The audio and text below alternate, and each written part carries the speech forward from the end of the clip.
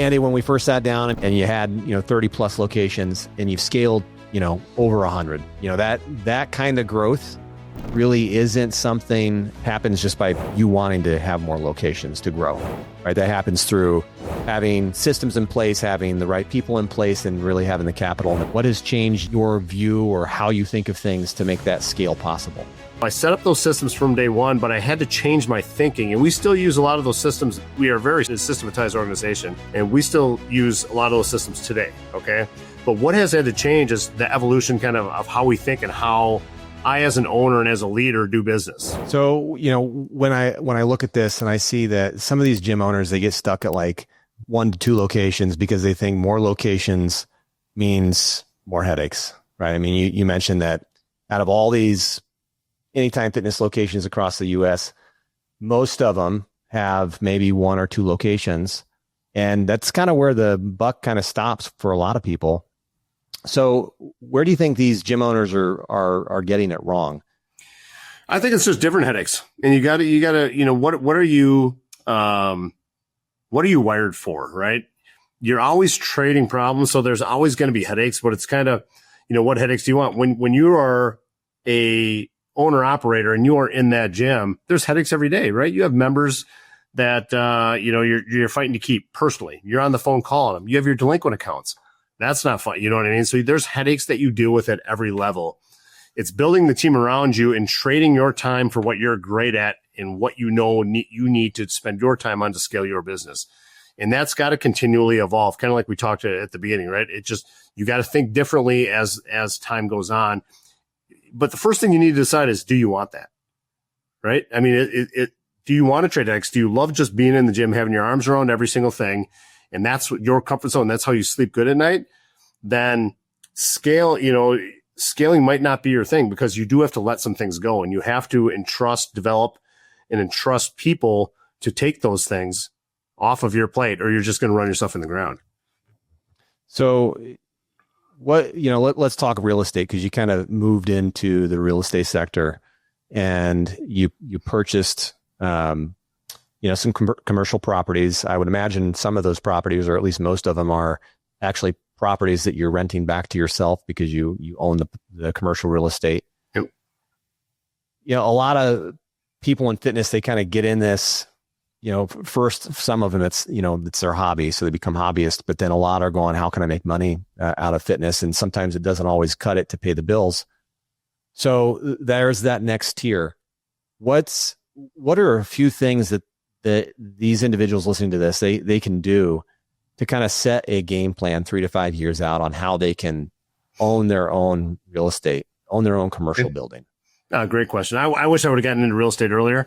Once again, you gotta, check your tolerance and the things, that are important to you. Real estate can be cash intensive, right? What is your, if you're looking towards the real estate, as real estate being part of your asset class, what are your goals out of it? Do you want it for cash flow? Are you more, is it more of a short-term investment where, you want to own it, get some appreciation, add some value to it, and sell to get a cash event? Or are you a long-term hold? So you kind of got to identify like what is your goal with real estate, right? First, and just make sure that you understand real estate. It's not just a set and forget. It's another business that definitely needs to be tended to and manned, especially commercial. So number one, devise what are you trying to get out of real estate? What is the outcome that you're looking for? Is it tax advantages? Is it that cash flow? Is it the appreciation? And then number two, go into real estate, in a smart way. Don't get over your head. Just make sure, if you buy a building that's full and it's 90% full, you better be able to leverage that cash flow if all of a sudden you lose 2-3 tenants and you're only 50% full. If you can't manage that downside risk, you're probably not ready. I would just caution you to get in a smart way to where you're not going to get over your head quickly, because it can turn, and you can have some time where you have some vacancy and you need to be able to shoulder that, right?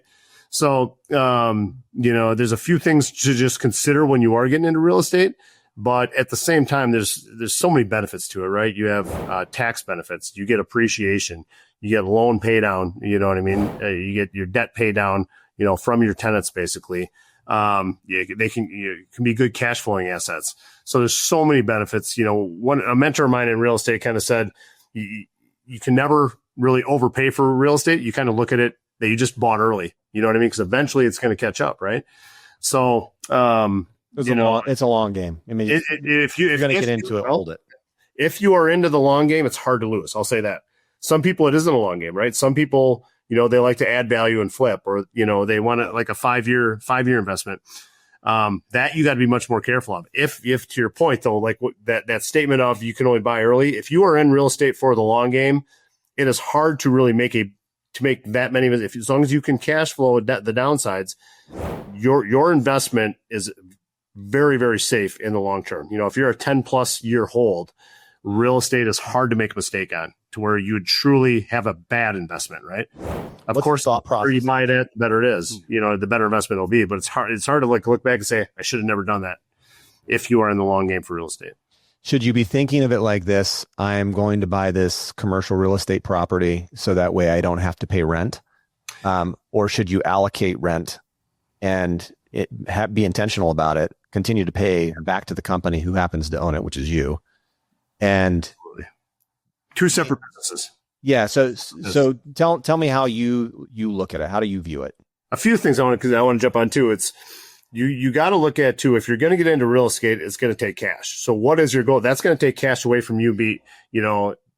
Putting into a more possibly high cash flowing venture like another gym. So if you're going to take, if you buy a building for $1 million, you got to put $250,000 cash down. Is that going to slow you down from scaling, where you'll be making much more cash flow by opening or buying another gym? So that's one thing to consider. Now on to your question with paying yourself rent. Absolutely. Definitely look at the real estate and the business as two separate investments. Make sure they both stand on their own. All right. Don't get emotionally tied to it because you want to pay yourself rent, or, you can't stomach paying a landlord rent and you feel like you're throwing money out the window. That is not the case at all. Make sure that you're looking at them as two separate investments. Absolutely write yourself a good solid lease, a fair market lease that you're paying rent to yourself to, and manage that real estate just like a professional real estate, commercial real estate investor would. That's a big mistake I see a lot of people. And I even started on my own. I didn't even write myself leases. To your point, I wouldn't even pay myself rent with my first couple of real estate properties, but I learned pretty quick, two separate entities. Those are two separate businesses, and measure them, have KPIs on those businesses separately to make sure they stand on their own feet. So what's the next step for you? I mean, are you looking at buying more locations? I know that, your goal, prior to starting the show, this episode today, we were talking, where you're at and what you want to hit 250, but how are you acquiring more clubs? What's the vision there to try and get more locations?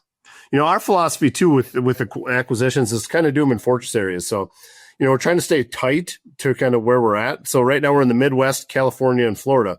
And our goal is to continue to acquire and to build some some de novo, some ground up clubs too. But we're absolutely going to be acquiring. Our goal is to acquire about 30 clubs a year over the next 3 to 4 years. And that would get us pretty close to our 250 goal. We're looking for gyms to convert to Anytime Fitnesses. We're also looking at Anytime Fitness acquisitions. And we're great buyers to work with. We've got this down. We know how to make it a good transaction for the sellers. And, we're looking all over. Yeah. We know we're going to have to kind of, continue to spread out beyond our fortress areas eventually, but we just always want to be somewhere where we can kind of plant a base and have multiple units so we can have a good operator that's hands-on running those units. So we're not just running a lot of health clubs. We're running the best health clubs. Our goal from day one was to ensure that we kept the quality of operations that Russ and I had, as we scaled, and it took a lot of work, but in 2024, we averaged about 4% higher than the Anytime Fitness System average in revenue and about 6% higher in actual membership growth. So, it's about scaling smartly. And we really put a lot of the success has been due to, we've kept everything tight, right? We're not just buying, we wouldn't just go buy one club in Wyoming, for instance, right? Nothing against Wyoming, but we just don't have a presence there, right? We want it where we can have a presence and build fortress areas and continue to scale those in a quality way. So what's that like? I mean, when we were working together, if I recall correctly, you usually set up maybe one person that would oversee like 5 locations, maybe up to 10 locations. So is that kind of how you structure this? You go, okay, how many locations in a geographic region can I pick up, so I can have a person that I can place there, or a person who's already there that I can hire and train and develop, and then have them oversee that area. That's exactly it. And it's got almost from day one, that was, how many years ago we were working together. We've always kind of stayed true, and we still today stay true to that. Like, one person can handle 5 to 10 direct reports, right? So one area manager, district manager can handle 5 to 10 clubs. And we stay true to that too. One, we call them a director that oversees district managers, can oversee 5 to 10 district managers. Mm-hmm. So yeah, when we go in an area, we want a path at a minimum to 5 locations, but ideally double digit figures. So we could have a couple, eventually we could have a 15 to 20, 30 units in an area where we could have a director that works with 5 district managers that each has, 5 to 10 clubs, right? So, we just kind of want to have that density. And that's a key thing for us, keeping the quality of operations there. So we can have boots on the ground, people that are in those clubs, working with, developing those people, keeping that culture, kind of the holders of the culture, right? So we don't just have one employee that's off on an island that doesn't see or hear from anyone, right? Mm-hmm. It's important to have that connection. Yeah. So if you're a club owner, I mean, really what this boils down to, and correct me if I'm wrong, Andy, but if you're a club owner, you're listening to this and you've got it at Anytime Fitness location, you're considering selling, you don't have it listed, but you have it in your mind. One way to make that happen is if you have a few locations, but another way to make that happen, this is where I want to get your input, Andy, is if they're a solo operator, they've got 2 locations, but then there's another operator in that same market, maybe has expressed interest in selling, or maybe it's a potential, and they've got another couple locations. So then that would be a very viable market for you to go into.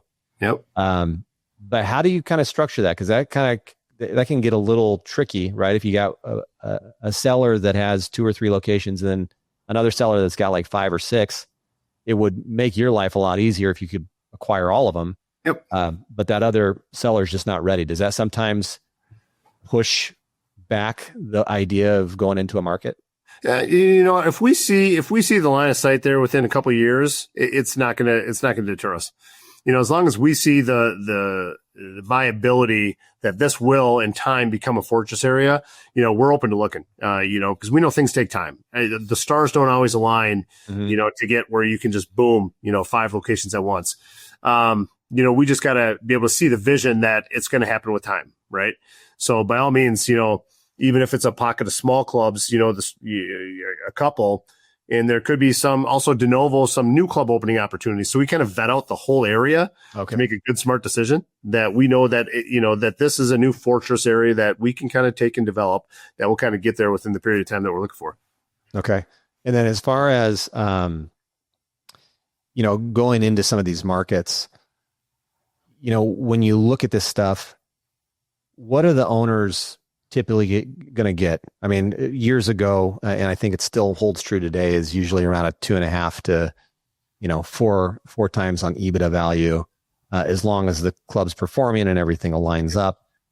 In some cases, you might get 6x, but I think that's few and far between based on the revenue numbers.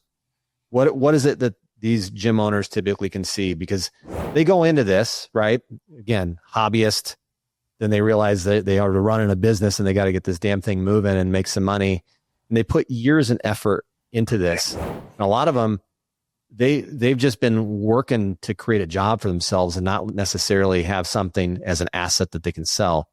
So how does that really work? I mean, what would you advise them so that way they position themselves well and it's also beneficial for you? That's a great question. I think having good expectations of what the outcome that you're looking for is going to be, and realistic expectations. You hit it on that. Typical club sells from anywhere from 2.5 to 4 on the high end for a single 1, 2, 3 unit operation. so it's just going in. If you do want a quick or a quality transaction, you kind of got to go into that with real, kind of real expectations of what the outcome may be. The big thing is set make sure your KPIs are all aligned, that you're tracking, your numbers, and you've kind of positioned it to sell. So clean up your P&Ls, make sure that, you take all, and we're good at doing this. So we take all the, if you are putting owner benefit expenses through the P&L, we can kind of get that out of your P&L, but at the same time, kind of be proactive on some of that stuff. If you're looking for that exit, clean up the P&L, look at your KPIs, make sure your membership unit growth is trending in the right direction. Make sure what would that be? What would that growth be? And what's the attrition rate? A good attrition rate for a club is in the 40s, right? In membership growth, if you're positive month over month or year over year, that's a solid club, right? You don't have to have 10% membership growth year over year. That could be a little unrealistic, and that I don't think anyone's expecting that. But a buyer is going to want to see, some positive, not negative trends. Negative trends would kind of get you on the lower end of the multiple. Higher, positive trends will kind of get you more towards the higher end of that multiple. So it doesn't mean, even if you have, and we bought a good amount of clubs that are on a negative membership trend, but we kind of have to factor that in, right? Because we can't just go in and turn a switch and get that moving. So we kind of got to put that into our valuation. But that's not to say that it kills your valuation, right? As long as there's some good reasons and we see some levers we can pull, our goal is to get a buyer. Most sellers, a good buyer's goal is to get the seller what they want and just make a deal that makes sense, right? It's not about trying to maximize, get the lowest price you can. It's like creating a fair deal that works. So that's always our goal that goes into every sale that we do, is like, okay, how can we underwrite this to get the seller what they want? And we do a very good job. We generally get there pretty much every time. And if we can't, we'll tell that seller exactly why. Here's exactly why we couldn't get you your price. Hey, why don't you work on those things? If you can, just be ready for that when you go to sell to a different buyer, or work on those things, get it turned. And by all means, come back to us in a few months, and let's get there. Right. So you're open to buy in any club, right? And it doesn't have to be any time, because you can brand it. Yep. It just has to be a club. It's hard to buy other franchise brands because there's a lot of stipulations on a franchise about conversion, but it can be any club, right? And we're open to anything. So, Andy, when we first sat down, this is years ago when we first started, and you were on my first podcast show, and you had 30 plus locations, and you've scaled over 100. That kind of growth really isn't something happens just by you wanting to have more locations to grow, right? That happens through having systems in place, having the right people in place, and really having the capital and a few other things. So what's changed? What has changed your view or how you think of things to make that scale possible? Great question, Michael. It kind of started with, I've had to do this pretty much throughout my whole evolution, my 19 years, almost 20 years in the fitness business. When I started with one location, I did set up systems in place, like I would run multiple locations eventually, right? And I had one location. I was working at Pizza Hut at the time. Eventually, when I had 3 locations, I went in and ran one. I still set up systems, even with the club I was running, that were duplicatable. So when I brought in a manager to train to take my spot, everything was just a well-oiled machine. So, I set up those systems from day one, but I had to change my thinking. And we still use a lot of those systems, and we are a very systematized organization. And we still use a lot of those systems today. Okay. But what has had to change is the evolution kind of how we think and how I, as an owner and as a leader, do business. When I had 4 or 5 clubs, it was very easy. I was the area manager, had my hands all around them, right?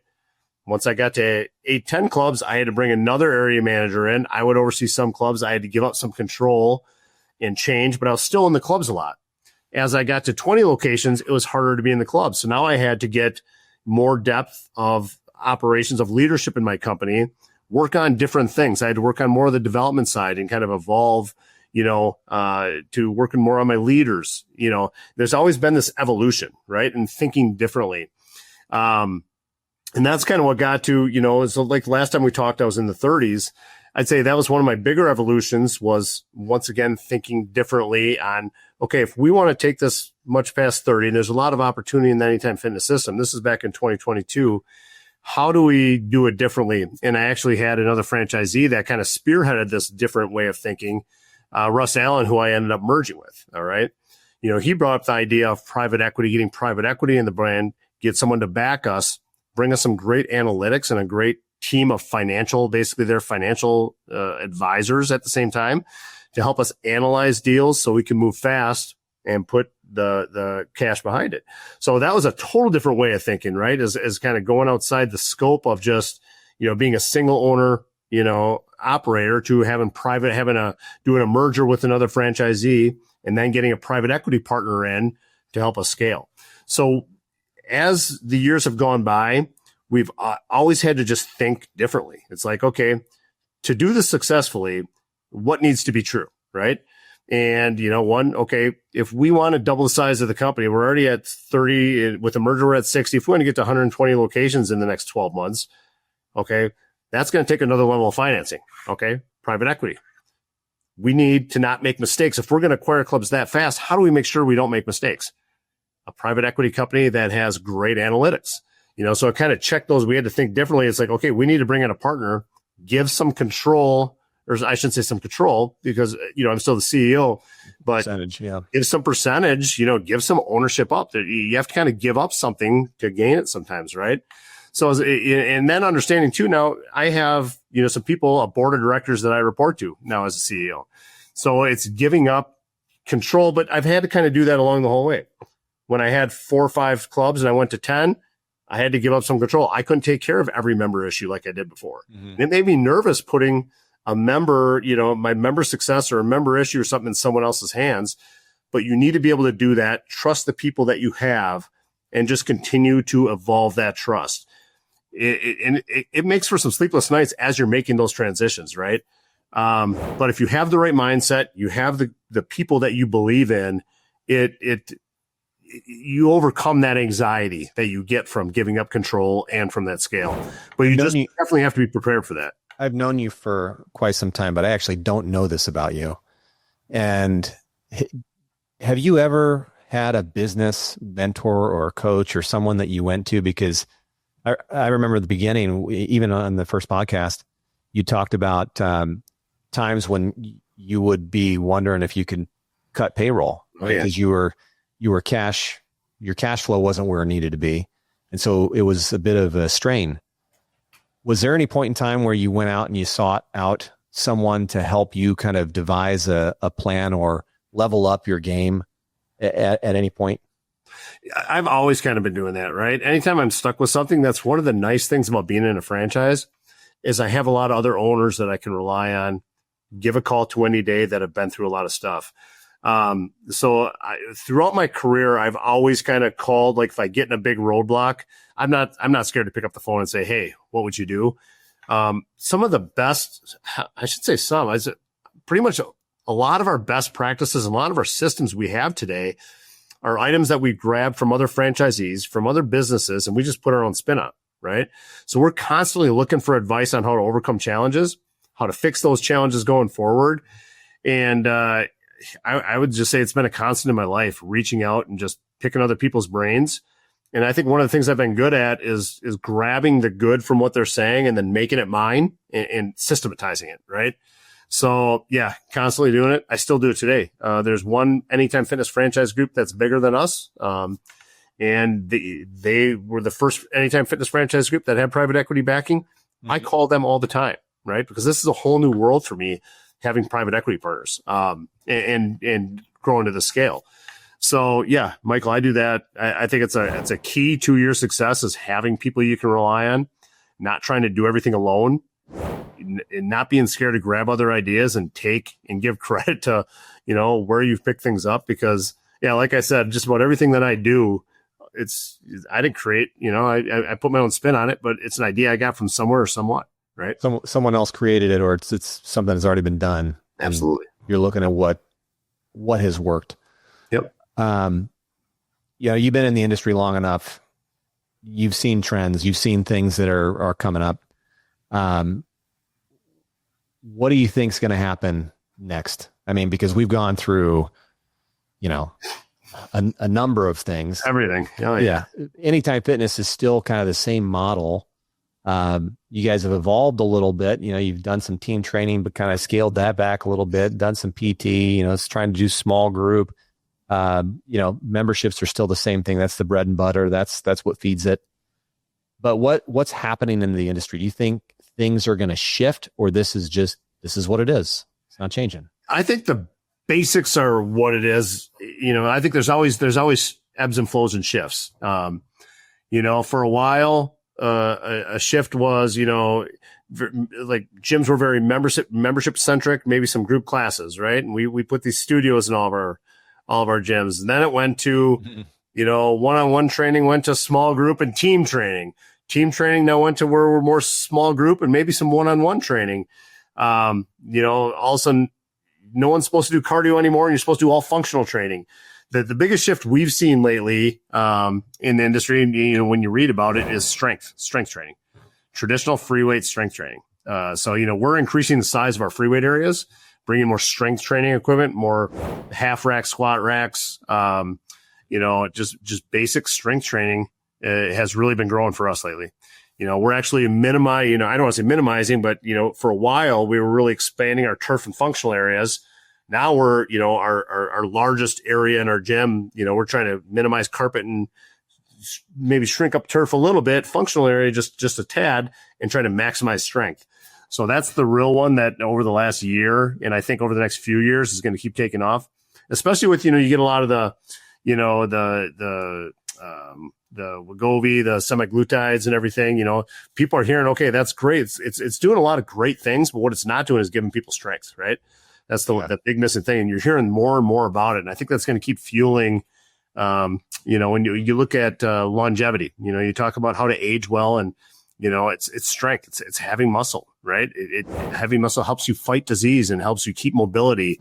So, you know, I think we're seeing the age of strength training, which I'm all about. So I'm excited to see that. And I think that's going to be what's going costly too on the equipment, because it's metal instead of all these, no break every month with the treadmill, right? Yeah.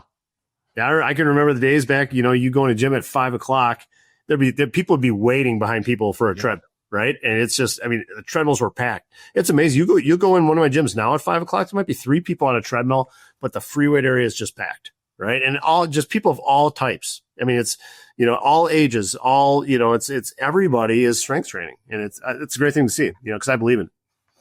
So, you know, closing up here, because I know we're short on time. If this was the last piece of business advice you ever got to give to anyone, right? Here it is. Today's the day. What would it be? Ooh, that's a great question, Michael.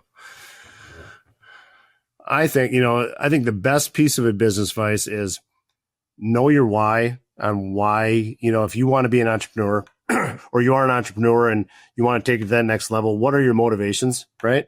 Really understand those, and make sure they're right. You know, you're giving yourself the right right type of, you know, if it's wealth, is it the right type of wealth? You know, because you can work yourself to death and to make some money, but if you don't have time freedom or you don't have your health, you know what I'm saying? Just balance all that, right? You know, I think you know, I've been doing a lot of reading on this too. It's you talk to people. No one ever says when they're old, what do you wish? I wish I would have made more money, or yeah, I wish I would have worked harder. You never hear that from anyone. You never hear that from one piece of advice from anybody, the richest people in the world. I was reading, there's a quote in a book, and it just hit me hard. Is, you know, so many people, especially when you're young, right? You're like, I want to be rich. I would give anything to be the richest person in the world, right? Well, you know what? Like, think about Warren Buffett. There's one thing that he would give you every dollar to you or me right now. He would trade us what we have. Every dollar. He'd give us every last cent of his to get what me and you have today. Time. He's 95? Yeah. How much more time does he have? He would give every bill. He might save $1 million for himself to live. You know what I mean? But he would give all of his wealth to have just more time, and just who gives a crap about money, right? I read that and it hit me. It's like, we have everything we need right now. Right. So it's like, there's nothing wrong with the entrepreneurial journey. I love it. And trust me, I love making money and building great things, but, keep it in perspective, right? I think one of the richest people in the world would give you every dollar he has to be in your position. And so many people think I'd give anything to be a billionaire. Well, there's when billionaires hit a certain age, they give anything to be us right now because, we still might have, well, I'm going to be 50 now, but hopefully I still got another 30 years, right? It's just odds. I'm not trying to be morbid or anything, but he's 95, and he knows that, right? 94, 95. So yeah, I think as long as you're happy and you're healthy, doing what you're doing, then it's, this has never been a job to you. Yeah, never.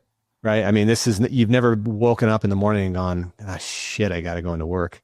You get after it because it's part of your routine. It's something you love. And you've always had that vision of having more than the first initial few clubs that you had in the beginning. It was always to grow, and it was grow with a purpose. It wasn't grow just because you wanted to fill your pockets. Absolutely. Yep, so absolutely. I love that. Andy, really appreciate you having you on today, man. Always good to catch up with you. Always. And, for those who are looking to potentially sell your gym, okay, it could be any gym. You'll find it in the show notes. It'll be the link on where you can go ahead and reach out to Andy's business, because they are looking to grow. They are looking for more locations to acquire, and you might just be the one that can help them out. I'm here for you. I appreciate that, Michael. Awesome. Thank you so much, Andy, and everyone else. We'll catch you guys on the flip side.